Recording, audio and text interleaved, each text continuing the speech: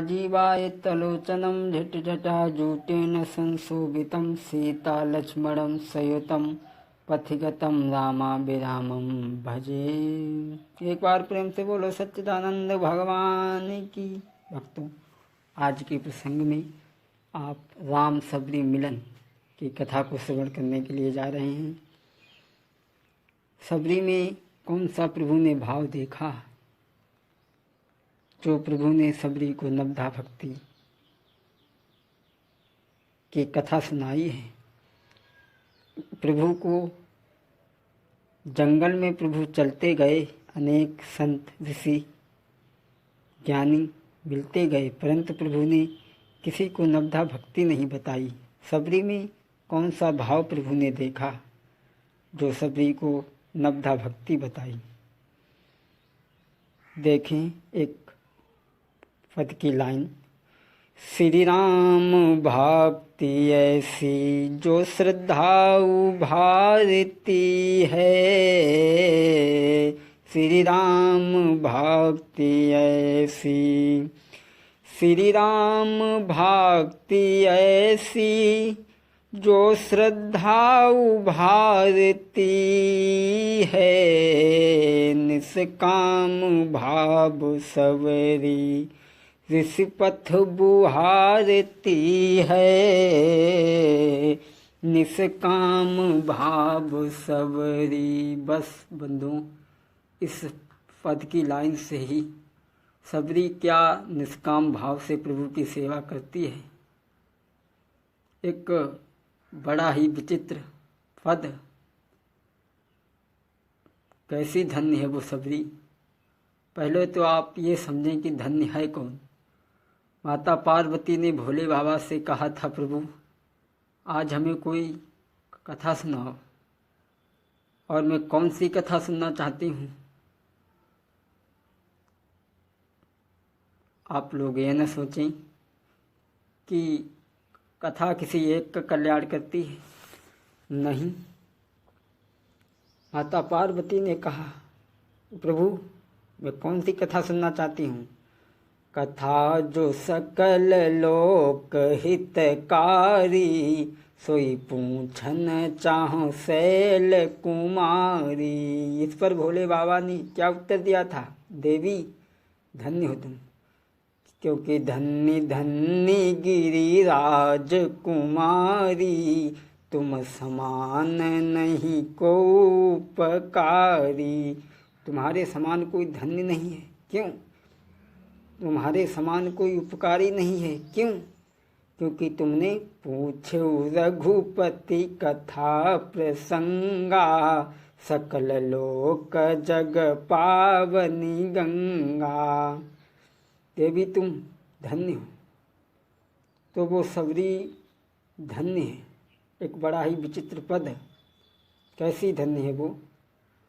अरे तो ही धन्य है भिलनिया, धन्य सावरी। तो ही धन्य है भिलनिया, धन्य सावरी। कैसी धन्य है? क्यों धन्य है? गिधक क्रिया कर्म करी दोनों, भैया बढ़े अगारी, पहुँचे सबरी की झूपड़िया, धन्य सबरी। सबरी जानी राम घर आए, खातिर करी बनाई, मीठे बेर लाई डलिया में, धरि दे तुरत अगारी, मन मा सोचें दोनों भैया, धन्य सबरी। जब प्रभु ने उन बेरों को देखा, उठाया, बड़े प्रेम के साथ प्रभु खाने लगे। प्रेम भरे बई रामचंद्र ने, बेरहिली ने खाई। भगवान खाएं और भैया लक्ष्मण को बढ़ावें। भैया ये बेर लो, बहुत मीठा है। लक्ष्मण जी सोचने लगे, वाह, अरे प्रभु इस सबरी के खुद जूठे बेर खा रहे, मुझे भी खिला रहे। लक्ष्मण के हृदय में इस समय पर कुछ पाप आया और इस पाप का प्रणाम इस समय लक्ष्मण के हृदय में छल आया और उस छल का परिणाम लक्ष्मण को भोगना पड़ा था। आइए हम आपको आगे बतलाएंगे। प्रेम भरे बई रामचंद्र ने बेरहिली ने खाई, लक्ष्मण जूठे बेर जान के फेंक दे पछारी, पहुँचे पर्वत वाली चोटिया धन्य सवरी। बेर कहाँ गए? बेर गए पर्वत पर पहुँचे, बने सजी बन जाई, शक्तिवान लगो लक्ष्मण के हनुमत दिए पठाई, पहुँचे पर्वत वाली चोटिया धन्य सवरी, तो ही धन्य है भिलनिया धन्य सवरी। ऐसी सबरी की कथा जिसके द्वारा फेंके गए बेरों के द्वारा संजीवनी बनी, ऐसी उस सबरी की आप कथा सुनने के लिए जा रहे हैं। प्रेम के साथ में स्मरण करें।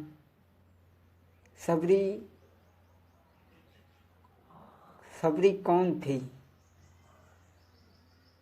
थोड़ी सी पूर्व जन्म की बात हम आपको बतला दें।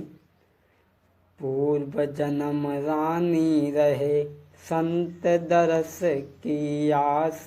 पूर्व जन्म में सबरी एक महारानी थी, संतों से बड़ा प्रेम था, बड़ी सत्संग की बड़ी इच्छा इसके अंदर रहती थी कि मैं भी जाकर के सत्संग करूं। लेकिन रानी आम सभा में, अन्य सभा में, सत्संग में कैसे जा सकती है? राजा का सख्त आदेश। रानी बड़ा दुखी होती थी।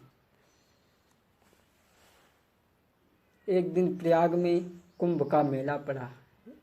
रानी राजा समेत अपनी सेना के समेत कुंभ मेले को गई। रानी ने सोचा वहाँ पर मैं अच्छी तरह से संतों की बातें सुनूंगी, क्योंकि सत्संग मनुष्य के जीवन को बदल देता है। करके देखो, मेरी भी कामना है।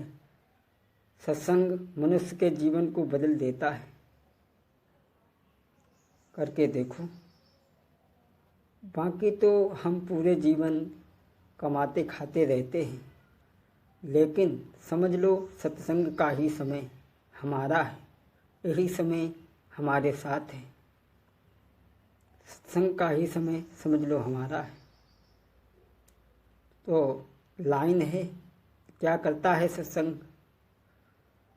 लाइन बोली है किसी विद्वान ने, हो संतन की रहना, हो संतन की रहना रे मनवा, हो संतन की रहना रे मनवा, हो संतन की रहना रे मनवा, हो संतन की रहना।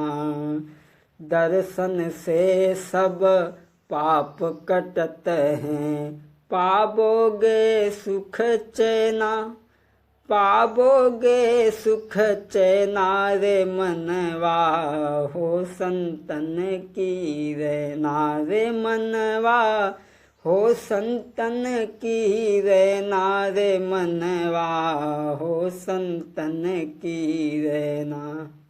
इस विचार से सबरी सोचती है, वहाँ मैं संतों के दर्शन करूँगी, संतों की बातें सुनूंगी। लेकिन राजा का सख्त आदेश होने के कारण रानी कहीं भी नहीं जा सकती। बंधु, एक दिन गंगा स्नान का अवसर आया। रानी स्नान करने गई, गंगा में डुबकी लगाई, लेकिन ऊपर निकल के ना आई। ऊपर निकल के ना आई, आत्महत्या कर ली। हालांकि बंधुओं, आत्महत्या करना बहुत बड़ा पाप है, लेकिन परमात्मा के वियोग में, सत्संग के वियोग में सबरी ने आत्महत्या कर ली। सबरी मरी, रानी मरी, सबरी के रूप में अवतरित भई। सयानी हो गई, शादी के योग्य हो गई। पिता ने 300 बकरे खरीदे। सबरी ने देखा एक दिन, ये इतने सारे बकरे। पूछा, पिताजी ये इतने सारे बकरे? पिता ने जवाब दिया, बेटी ये बकरे तेरी शादी के लिए, तेरी बारात के, तेरे बारातियों के स्वागत के लिए। सबरी ने सोचा, वाह, मेरी एक जान के पीछे ये 300 जाने जाएंगी। आहा, कहने को तो लोग भक्ति करते हैं। सबरी सोच रही है